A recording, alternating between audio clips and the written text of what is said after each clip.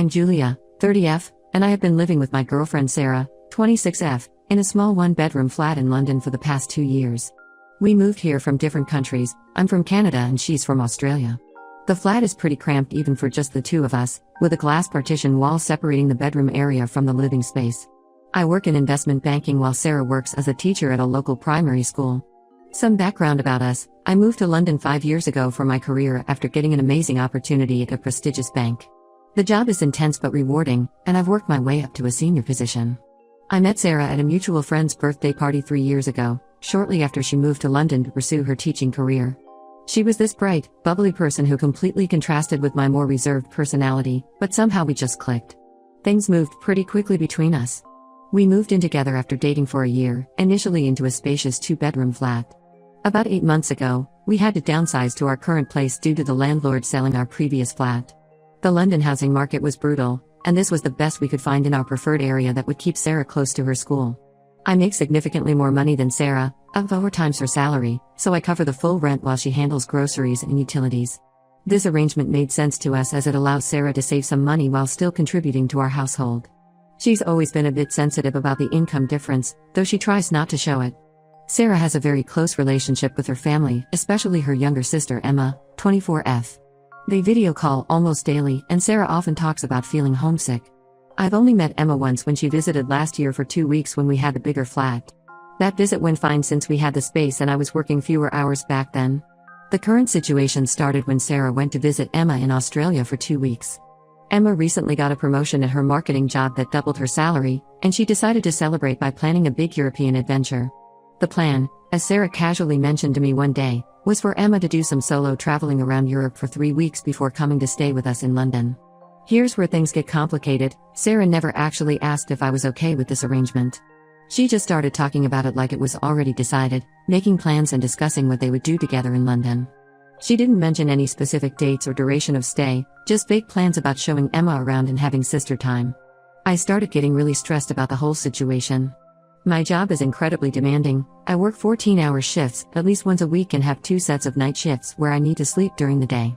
These shifts are non-negotiable and crucial for my role in managing Asian market trading. I'm also quite introverted and really value my personal space. After those long shifts, I need quiet time to decompress. The logistics of having Emma stay with us are also problematic. The glass partition in our flat means there's zero privacy. I'd have to go to the bathroom just to change clothes. Our sofa is a small 2-seater that isn't even long enough for someone to sleep on properly. The living area is basically part of our bedroom because of the open plan design. I spent several days trying to figure out how to approach this with Sarah. I didn't want to come across as unsupportive or uncaring about her relationship with Emma. When Sarah would video call with Emma, they talk excitedly about all their plans, and I felt like the bad guy for even thinking about objecting. Finally, I built up the courage to talk to Sarah about my concerns. I waited until we were both relaxed one evening and carefully explained that while I absolutely want her to spend time with Emma, having someone stay in our tiny flat for an undefined period would be really difficult given my work schedule and need for space. I suggested maybe Emma could shorten her solo travel time and use that money to get her own accommodation in London instead, or we could look into affordable Airbnb options nearby. Sarah initially seemed to understand, though she was visibly disappointed. She said she talked to Emma about other options. I thought we had reached a reasonable compromise. Today, just before boarding her flight back to London, Sarah messages me saying she's crying. Naturally concerned, I asked if she was sad about leaving family. Instead of responding directly, she sent me screenshots of her conversation with Emma. They were discussing how upset they are that they'll have to cut their time together short because I'm being difficult and stressed about my personal space. Emma had written about how she couldn't believe I was being like this and how she thought I was different from Sarah's ex who was also controlling about family. Sarah followed this up with a message saying she felt torn between her sister and me, then went offline as her flight took off. I feel incredibly manipulated by this situation. They just spent 2 entire weeks together, and Emma is choosing to spend 3 weeks traveling alone before coming here. If spending time together was so important, why not use some of that travel money for accommodation? Emma just got a significant pay raise, surely she can afford a hotel or Airbnb? Our flat literally doesn't have space. We had Emma's friend stay with us last year when we had the bigger 2-bedroom place, but this is completely different. The worst part is I still don't even know when Emma is planning to come or for how long. Sarah didn't even consider how this would affect me or my work schedule.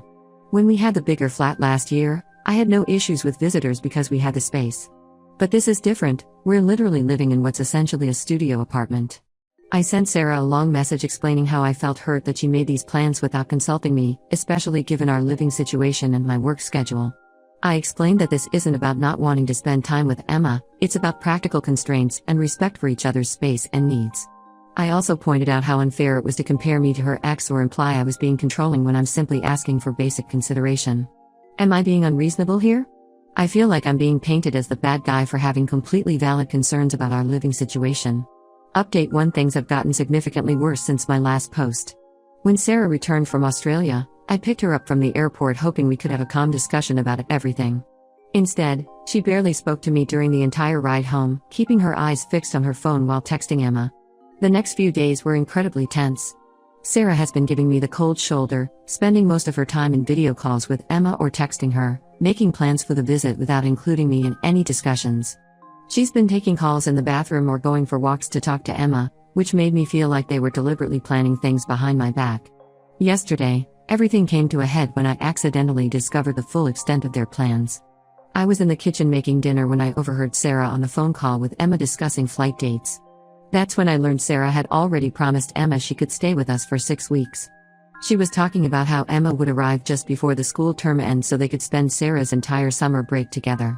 When I confronted Sarah about this after her call, she completely broke down. Through tears, she revealed that Emma had actually quit her job despite the recent promotion.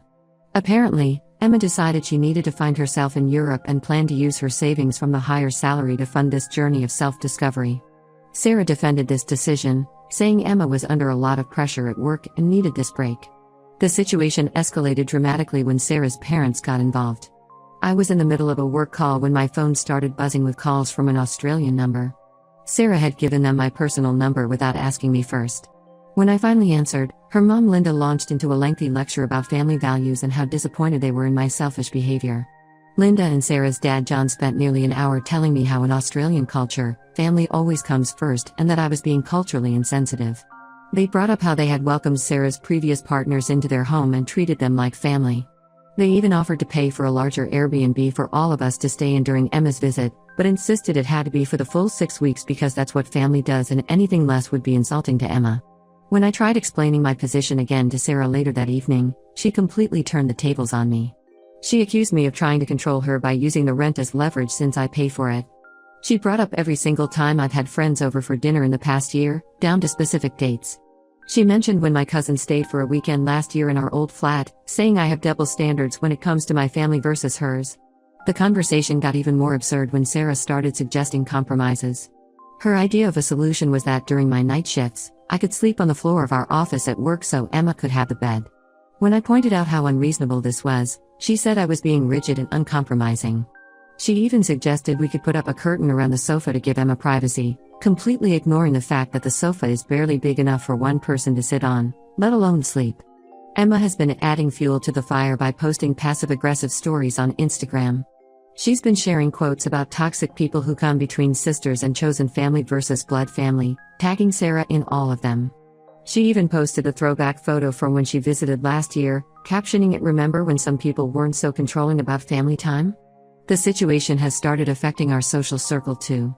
Several of Sarah's friends have unfollowed me on social media, and I've received multiple messages from their mutual friends telling me how I'm ruining their sister bond.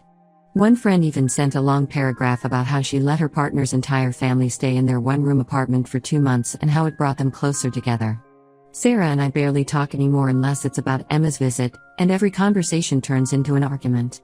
Last night, she suggested that maybe I should be the one to get an Airbnb during Emma's stay since I'm the only one with an issue about space.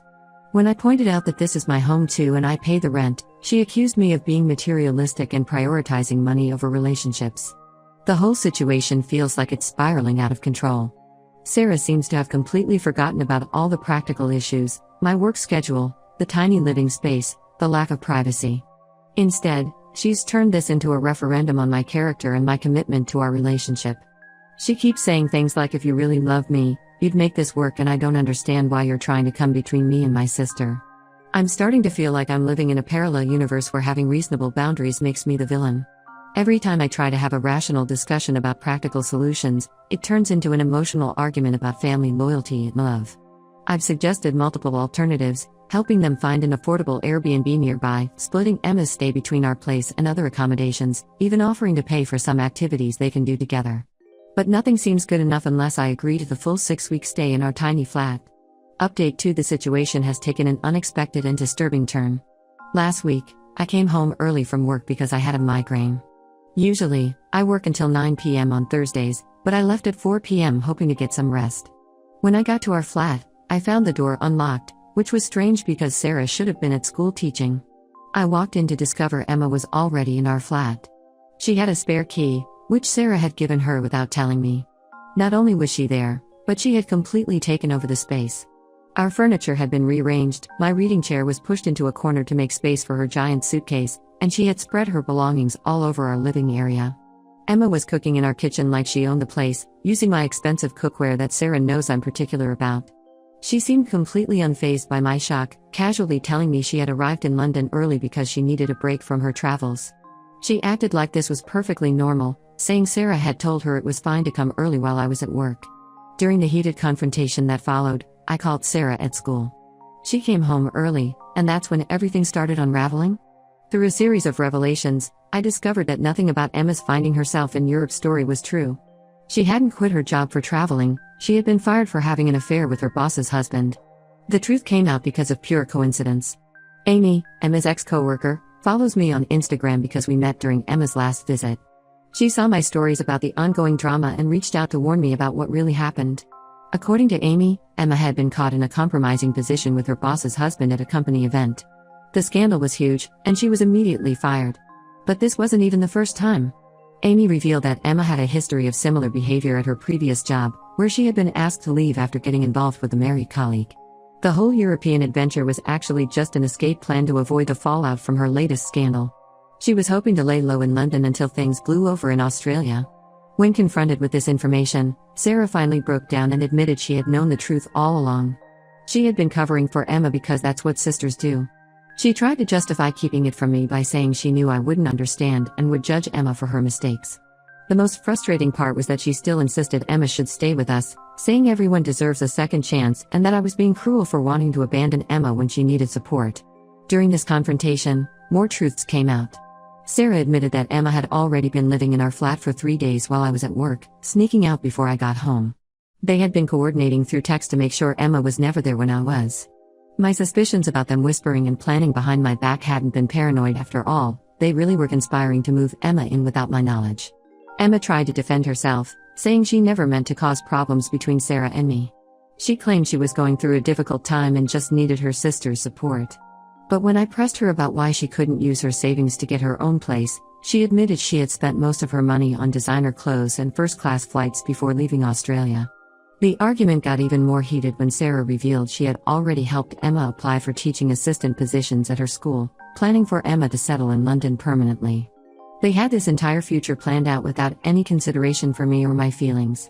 When I pointed out how manipulative and deceitful this was, Sarah accused me of being heartless and said I could never understand their bond because I'm an only child.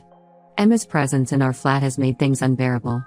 She takes hour-long showers in our only bathroom, uses my things without asking, and has been sleeping in our bed while I'm at work. Sarah admitted this too. She even had the audacity to complain about my early morning routine disturbing her sleep. The final straw was finding out that Emma had been going through my personal papers when I was at work, looking for information about my salary and savings. Sarah defended this too, saying Emma was just trying to understand our financial situation better so she could plan how much to contribute once she found a job. I'm at my wit's end. My home doesn't feel like my home anymore. I can't work effectively because I'm not getting proper rest. My relationship feels like it's been built on lies. Sarah still can't understand why I feel betrayed, and Emma acts like she's the victim in all this. Update 3: After weeks of feeling like a stranger in my own home, I finally made the difficult decision to end my relationship with Sarah. The trust between us was completely shattered, not just by the lies about Emma but by the continuous betrayal of my boundaries and the complete disregard for my comfort and privacy. I gave Sarah formal notice to move out by the end of the month since her name wasn't on the lease. Initially, she tried to argue that she had tenant rights despite not paying rent, even threatening to get legal advice. In the end, both she and Emma moved in with some friends from Sarah's school while they looked for their own place. During the moving process, I discovered even more disturbing things. Sarah had been secretly recording our arguments on her phone, editing the clips to make me look aggressive, and sending them to her family and friends. She had carefully cut out her own provocative comments and just kept the parts where I was visibly frustrated. Her parents had been using these clips to build a case against me, claiming I was emotionally abusive. I also found out she had been regularly going through my work emails when I left my laptop open at home.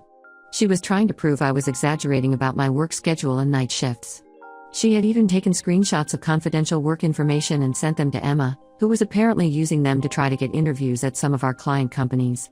The most hurtful discovery was Sarah's diary, which she accidentally left behind. I know I shouldn't have read it, but after everything that happened, I needed answers. The entries revealed that she and Emma had been planning this move-in situation for months, long before Emma's scandal at work. They had always intended for Emma to come live with us permanently, using the European travel story as a way to get their foot in the door. The diary also showed that Sarah had been deliberately downplaying our relationship to her family, telling them it was just temporary until she found someone more family-oriented. She had written about how Emma's presence would help her gradually distance herself from me without having to deal with the guilt of breaking up directly. Since the breakup, Sarah and Emma have been spreading their version of events throughout our social circle. They are telling everyone that I threw them out on the street, that I was financially controlling, and that I tried to come between sisters who just wanted to support each other. Some of our mutual friends who knew the whole story stood by me, but others chose to believe their narrative. I found out through a mutual friend that Sarah and Emma moved to a different part of London and are now sharing a flat. They've apparently been telling people that they're healing together from their experience with me, painting me as this controlling monster who tried to destroy their sister bond. Emma even started a blog about surviving toxic relationships where she heavily implies that I was emotionally abusive, though she never names me directly. The whole experience has made me reevaluate a lot of things about relationships and trust. I'm still living in the same flat, but I've rearranged everything to remove reminders of Sarah. I've blocked both sisters and their family members on all social media platforms after Sarah's mom started posting vague status updates about narcissistic people who destroy families. Some days are harder than others, especially when I hear through mutual friends about the stories they're spreading. But I know I made the right decision in standing my ground. I've learned that sometimes the people who accuse you of being toxic are the ones poisoning your life, and that standing up for yourself doesn't make you the villain, even if others try to paint you as one. Looking back, I realize that all the red flags were there from the beginning: the lack of respect for boundaries, the secret planning, the emotional manipulation. I just chose to ignore them because I loved Sarah. Sometimes being the bad guy in someone else's story means you're finally being the hero in your own. The experience has taught me that it's better to be alone than to be with someone who doesn't respect your boundaries or truth. I've started focusing on my career and rebuilding the friendships I had neglected during all this drama. While I'm not ready to date again, I know now what to look out for in future relationships.